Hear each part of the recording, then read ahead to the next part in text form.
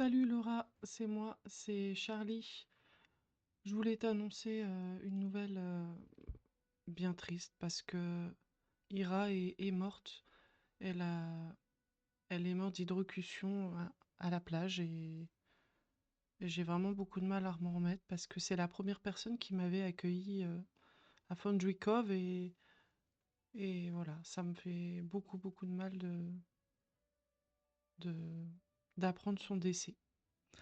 Je n'ai pas pu aller aux funérailles parce que je n'ai pas su à temps qu'elle était décédée. Je l'ai appris comme ça récemment. Gladys a tout fait pour me consoler et elle a même pris sa retraite pour s'occuper de moi et prendre du temps avec moi parce qu'elle commence à s'inquiéter voilà, du temps passé et elle veut passer beaucoup de temps avec moi. Elle a commencé à me faire visiter Forgotten, me présenter aux familles parce que Gladys, c'est la plus ancienne et c'est elle qui est un peu le mentor de Forgotten. Donc on a été, pour me remonter le moral, elle m'a fait sortir et m'est présentée aux familles.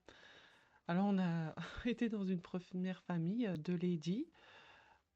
C'est une famille qui a été aussi touchée par un incendie.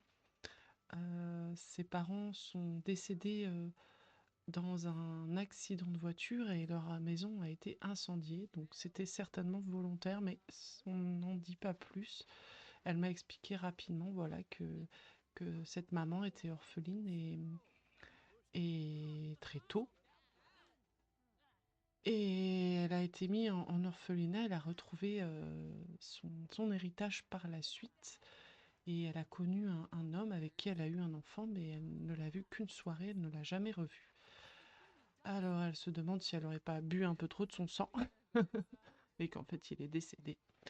En tout cas, c'est une famille super sympa et je m'entends très bien avec eux et voilà, c'est des personnes très sympathiques. Après, on a été visiter une autre famille qui est là depuis beaucoup plus longtemps.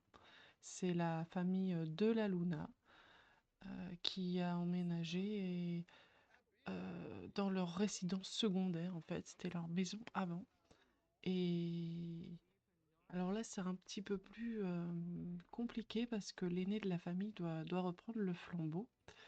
Mais il n'en a pas très envie apparemment. C'est plutôt la fille aînée qui veut être l'héritière. Mais les parents ne sont pas d'accord et la petite troisième, bah, elle est assez rigolote. Mais c'est aussi une famille très sympathique et bien placée, bien placée. Et puis, alors là, tu vas pas me croire. On est allé chez Leyden. Leyden, tu sais, je sais pas si tu te souviens, c'est l'actrice d'El Rosa. Et je ne peux pas la voir. Tu te souviens qu'on avait été faire pour des dédicaces. Et elle m'avait incendié parce que je la trouvais trop jeune. Et ça s'est très mal passé. Et je savais pas qu'elle habitait à Forgotten. Donc en fait, c'est notre voisine. Et quand j'ai vu son garde du corps, je me suis dit: «Ouh là là, va falloir que je me muscle un peu plus parce que il est quand même baraqué». Mais voilà, donc Gladys m'a remonté le moral comme elle a pu, en me présentant, la ville et que je puisse un peu faire connaissance et peut-être sortir aussi avec eux.